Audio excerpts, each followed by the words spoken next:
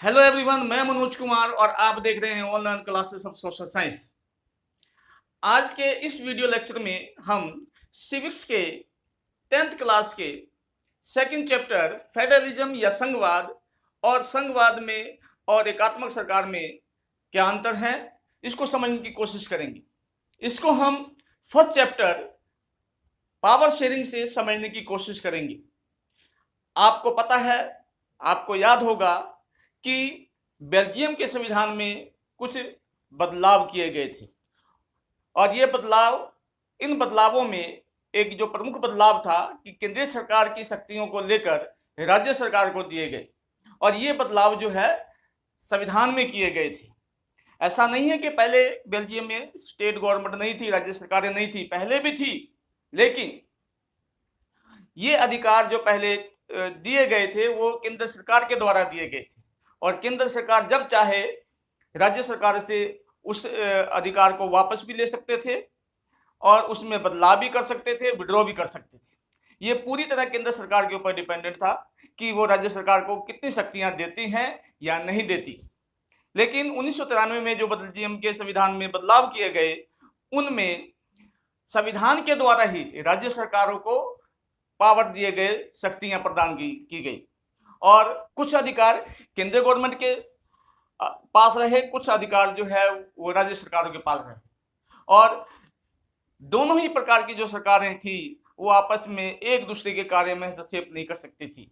संविधान सबसे ऊपर बनाया गया, इससे पहले संविधान सबसे ऊपर नहीं था, सबसे सारी पावर जो है वो केंद्र सरकार के पास ही थी, सेंट्रल गवर्नमेंट के पास ही थी। तो इस प्रकार हम देखते हैं बेल्जियम में एकात्मक सरकार से फेडरल गवर्नमेंट इस्टेब्लिश हुआ और केंद्र सरकार और सारी पावर को सेंट्रल गवर्नमेंट और स्टेट गवर्नमेंट में डिवाइड किया गया। तो यहां से एक डेफिनेशन निकल के आता है एक कि फेडरलिज्म होता क्या है, संघवाद होता क्या है। A system of government in which the power is divided between a central authority and various constituent units of the country is called federalism.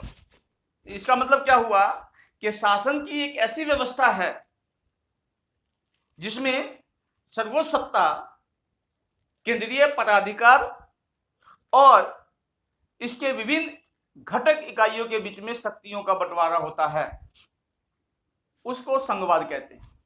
आमतौर पर संघीय व्यवस्था में दो तरह की सरकारें होती हैं, एक पूरे देश के लिए और दूसरी विभिन्न राज्यों की अपनी सरकारें होती हैं, जो वो एक राज्य की जो परिधि है, उनकी जो लिमिट है, उनकी जो सीमाएं हैं, उनका जो एरिया स्पेसिफाई किया गया है, उसके भीतर कार्य करती है। कुछ जैसे कि हमारे देश में फेडरलिज्म है, हमारे देश में कुछ काम ऐसे हैं जो स्टेट गवर्नमेंट को दिए गए हैं, कुछ काम ऐसे हैं जो सेंट्रल गवर्नमेंट को दिए गए हैं, कुछ काम ऐसे हैं जो स्टेट गवर्नमेंट सेंट्रल गवर्नमेंट दोनों मिलकर करती हैं और ये सारा जो है प्रोविजन किसका क्या काम है, किसका क्या अधिकार क्षेत्र है, ये सारा संविधान में दिया गया है। तो आपको आइडिया लग गया होगा, आपको समझ में आ गई होगी कि फेडरलिज्म कहते किसे हैं और संघवाद किसे कहते हैं। आमतौर पर संघवाद में दो स्तर की सरकारें होती हैं, लेकिन कहीं कहीं दो या दो से ज्यादा भी होती है। जैसे कि हमारे देश में 3 लेवल की गवर्नमेंट है, सेंट्रल गवर्नमेंट, स्टेट गवर्नमेंट और लोकल गवर्नमेंट, केंद्रीय सरकार, राज्य सरकार और स्थानीय सरकार। लेकिन संघवाद होने के लिए कम से कम 2 लेवल होने चाहिए या उससे ज्यादा भी हो सकते हैं। संघवाद और एकात्मक सरकार में क्या अंतर है? नंबर 1, संघवाद में फेडरल कंट्री में 2 या 2 से ज्यादा सरकारें होती हैं। जैसे कि भारत में स्टेट गवर्नमेंट है, सेंट्रल गवर्नमेंट है और लोकल गवर्नमेंट है। जैसे कि यूएसए में सेंट्रल गवर्नमेंट है और स्टेट गवर्नमेंट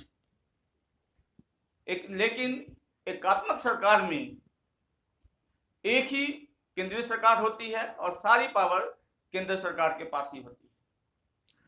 सेकंड, देश का संविधान संघवाद में लिखित फॉर्म में होता है, रिटन फॉर्म में होता है, लिखित रूप में होता है, जबकि एकात्मक सरकार में संविधान लिखा हुआ हो सकता है और लिखा हुआ नहीं भी हो सकता है।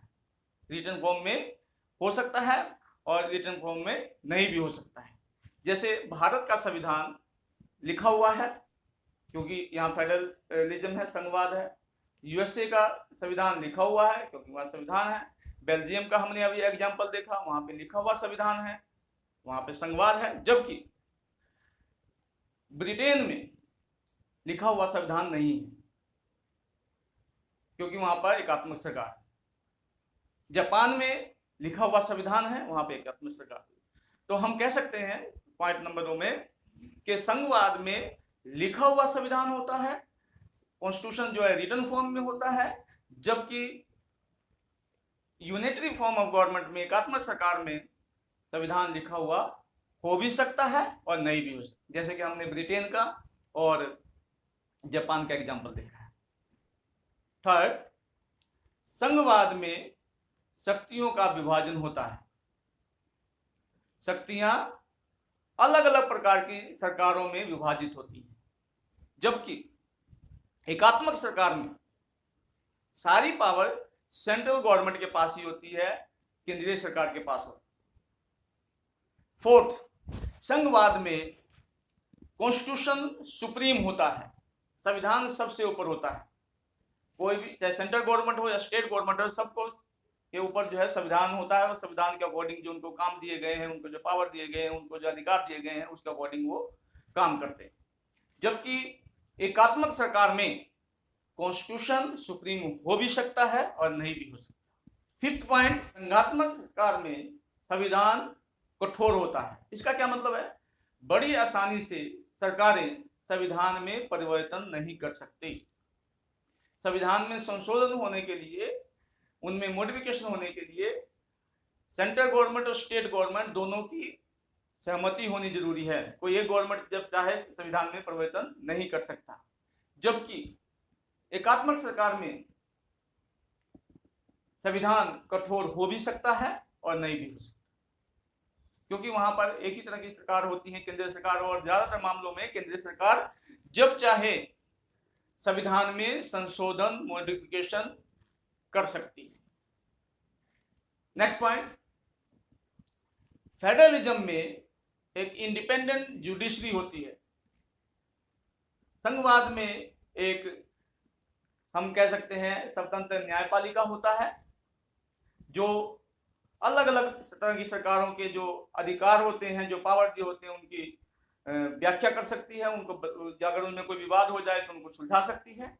जबकि एकात्मक सरकार में इंडिपेंडेंट जुडिशरी हो भी सकती है और नहीं भी हो सकती है। इसमें हम फिर से कहेंगे, क्योंकि वहां पर एक ही तरह की सरकार है, होती है, वह उसके पास सारे पावर होती है, तो वो जुडिशरी को अपने ऊपर डिपेंडेंट बना लेती है ज्यादातर मामलों में। तो हम कह सकते हैं कि एकात्मक सरकार में जो ना, हम कह सकते हैं कि एकात्मक सरकार में जुडिशरी इंडिपेंडेंट होती भी है और नहीं भी हो सकती, स्वतंत्र हो भी सकती है और नहीं भी हो सकती। तो बच्चों, आज हमने पढ़ा कि संघवाद होता क्या है, संघवाद और एकात्मक सरकार में क्या अंतर है। उम्मीद है आपको ये समझ में आ गया होगा। इसमें 2 क्वेश्चन जो है बनते हैं, सीबीएसई में ज्यादातर जो है इनमें से पूछा जाता है। अगर आपको फिर भी कुछ कोई डाउट है, कुछ नहीं समझ में आया, तो आप कमेंट सेक्शन में जो है भेज सकते हो। तो हम अगले वीडियो में मिलते हैं, तब तक be at home and be safe.